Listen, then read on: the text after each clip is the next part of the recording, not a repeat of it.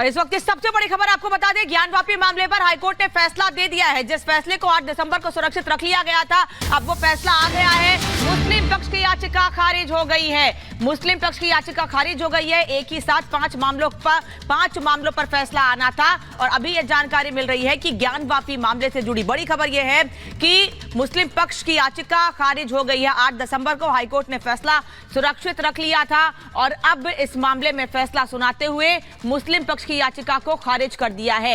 ASI सर्वे को लेकर मुस्लिम पक्ष ने अपनी आपत्ति दर्ज कराई थी और इसके पहले भी सर्वे को लेकर लगातार मुस्लिम पक्ष की ओर से सर्वे पर रोक लगाने या दूसरी मांगे लगातार की जाती रही और अब यह जानकारी मिल रही है जो 8 दिसंबर को फैसला सुरक्षित रखा था, हाईकोर्ट ने उस पर फैसला सुनाते हुए मुस्लिम पक्ष को बड़ा झटका लगा है। बताया है कोर्ट ने, ज्ञानवापी पर हाईकोर्ट ने यह बड़ा फैसला दिया है। मुस्लिम पक्ष की याचिका खारिज हो गई है। एक तरफ 21 दिसंबर को एक बार फिर इस मामले पर सुनवाई होनी है। एएसआई सर्वे की रिपोर्ट कल सबमिट की गई है और उसके बाद ये भी ऐसी भी बातें सामने आ रही हैं कि पक्षकारों को एएसआई सर्वे की रिपोर्ट दी जा सकती है क्योंकि इसका विरोध भी किया गया था और इसीलिए 21 तारीख का दिन बेहद महत्वपूर्ण है। और अब जो 8 दिसंबर को फैसला सुरक्षित रखा गया था उस पर यह जानकारी मिल रही है कि मुस्लिम पक्ष की याचिका खारिज हो गई है। मुस्लिम पक्ष की याचिका खारिज हो गई है। ये बड़ी खबर इस वक्त की आपको बता रहे हैं अनूप।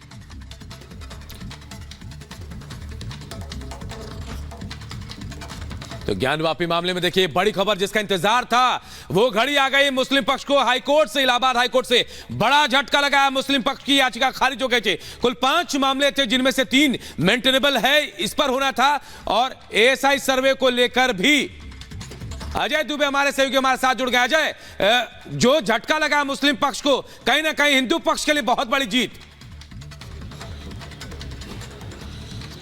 बिल्कुल, ये एक तरीके का झटका है और लीगल प्रोसीडिंग में जिस तरीके से 1991 की बात को कहकर मेंटेनेबिलिटी की बात मुस्लिम पक्ष कह रहा था, कोर्ट ने उसे खारिज कर दिया है। कोर्ट ने भी तय कर दिया है कि इस पूरे मामले पर सुनवाई होगी और मेंटेनेबिलिटी की जो बात मुस्लिम पक्ष कह रहा था वो इस पर लागू नहीं होती है। हिंदू पक्ष बार बार ये बात कह रहा था कि ये पूरा मामला जो ये कानून था उससे पहले से बना हुआ है। इस पूरे मामले की जो प्रोसीडिंग है उस कानून के बनने से पहले की है। तो ऐसी स्थिति में आज की जो पूरे जो रिचुअल्स हैं, जो पूरे कानूनी दावपेच है, उनके आधार पर सुप्रीम कोर्ट के आगे हिंदू पक्ष अपना राय रख रहा था, अपनी बात रख रहा था और इसके आधार पर जो हाईकोर्ट, जो इलाहाबाद हाईकोर्ट है, माफ कीजिएगा, इलाहाबाद हाईकोर्ट ने अब इस पूरे मामले में जो मुस्लिम पक्ष है उसकी याचिका को खारिज कर दिया है। जो मेंटेनेबिलिटी की बात थी जिसे वो बार बार कह रहे थे उसे खारिज कर दिया है। बिल्कुल अजय, ये भी समझना चाहेंगे, जस्टिस रोहित रंजन अग्रवाल की सिंगल बेंच ने फैसला सुनाया है। मुख्य तौर पर क्या क्या वो बिंदु थे जिन पर याचिका रद्द करते हुए जिनका जिक्र हुआ है?